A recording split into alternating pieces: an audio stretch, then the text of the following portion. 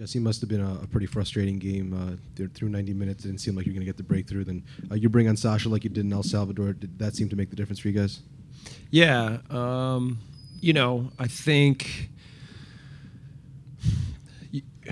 we're trying to make calculated decisions on how to use our roster the right way and go after this tournament in a big way, but also make sure that we continue to push hard in the league. So we put some different bodies on the field today, and it's good for them to get some big experiences. Alianza is a good team, so they pushed hard. They made it hard on us. They were, I think, very organized and dangerous on the counter.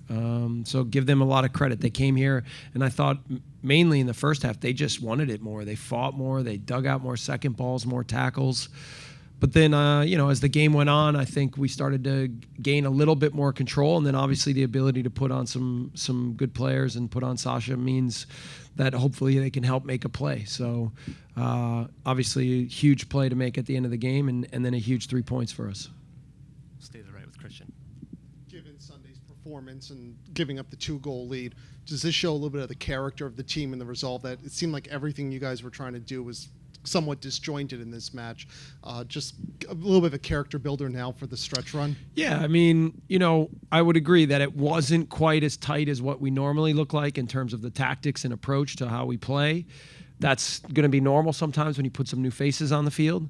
But yeah, the resolve to stay after the game, listen, there's some moments where they've at the end have some corner kicks and some set pieces, and they're trying to push us.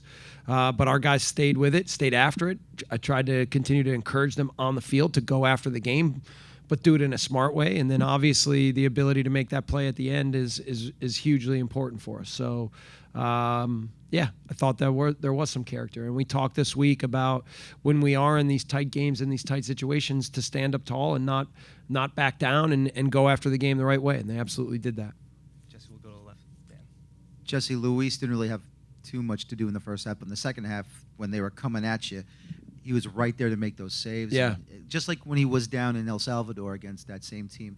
How big was Luis again tonight in the second half when he wasn't so busy in the first? Yeah, I mean, listen, Luis is just so reliable back there. He's just trustworthy. He does the right things. He makes big saves. He always alert. It's really fortunate for this club to have him here. And yeah, you have good goalkeepers and you count on them to make big saves. That's their job. But I thought he went above and beyond tonight, and the fact that he made some of those big saves kept us in the game and allowed us at the end to make one play to get the goal. So yeah, huge. I thought, again, you want your leaders and your big players to make big plays for you, and Luis and Sasha did that tonight.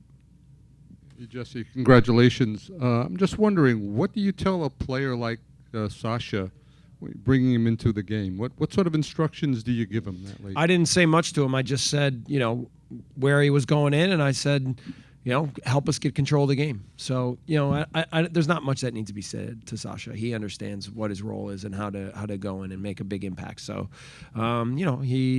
he just slows things down for us in the attacking part of the field, and he has such an ease to the way he plays, and he makes the game look so fluid and easy.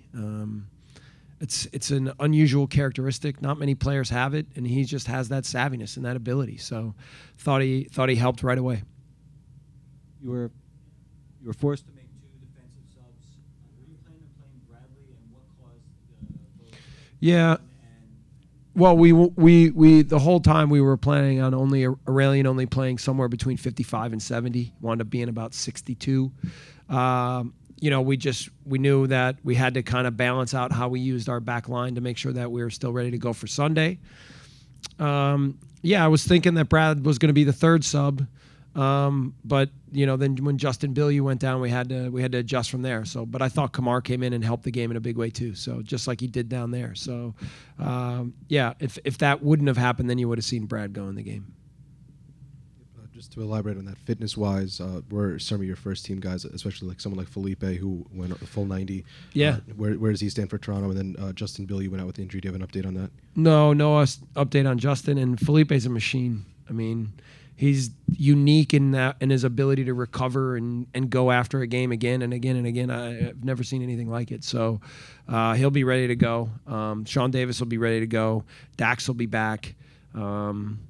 Sasha and Brad should be rested. I think we'll still be able to put a team on the field that's going to be fairly rested and ready to go after the game. And we're super excited to go up to Toronto. I think in all ways we know this is a big game and it's been a big week, and we're going to go up there and figure out a way to get a result up there. Am I correct in assuming you didn't get any clear finality from CONCACAF on what they're going to do with the Guatemalan team? Yeah, no. Did you expect to get that before you kicked off, and are you really expecting not to hear anything from them until whatever it is, October 1st or what have you? I mean, I probably have about the same amount of information that you have, right? Which is that there's an inquiry going on that I'm not sure if it's with the Guatemalan Federation or a specific team. Antigua's involved in this, so there's a chance that they are out of the tournament. But we talked about it beforehand. And if it came down to head-to-head with Alianza, we wanted to make sure that we knew what the tiebreakers were, so that basically if the game was 2-2, I wanted the team to know that was not going to be enough. That would have eliminated us. So at 0-0, we would have the tiebreakers on Alianza, and then at 1-0, obviously we do. So we'll see what happens, and I don't know what direction that'll go in. We'll take 2 more questions, starting with Christian. Barring any kind of setback, basically a draw will get you to advance into the group stages from here on. Just talk about the significance of this for a franchise that's never done that before. Yeah, I mean, it's a huge step for us. I mean, I think that's why the goal that Sasha scored was so big, because it doesn't seal it for us, but it means that we give ourselves a lot of breathing room when we go down to Guatemala. So, I don't think it's appropriate to talk about the accomplishment until we get there. But when we get there, it will be a big step for the club. Big one. Jesse, now that the Champions League fixture's behind you, you just mentioned Toronto and how big of a match that is. Have you talked to you guys even in the locker room about refocusing for a quick turnaround and how big of a match that's going to be? Yeah, no, I after the game, I explained to them the different scenarios of where we are right now with tiebreakers and where we sit in the group. Then I quickly made the transition into now preparing ourselves for Sunday, and in all ways, not just physically, but mentally now making the switch to now understanding that Sunday is going to be a big challenge and an exciting one.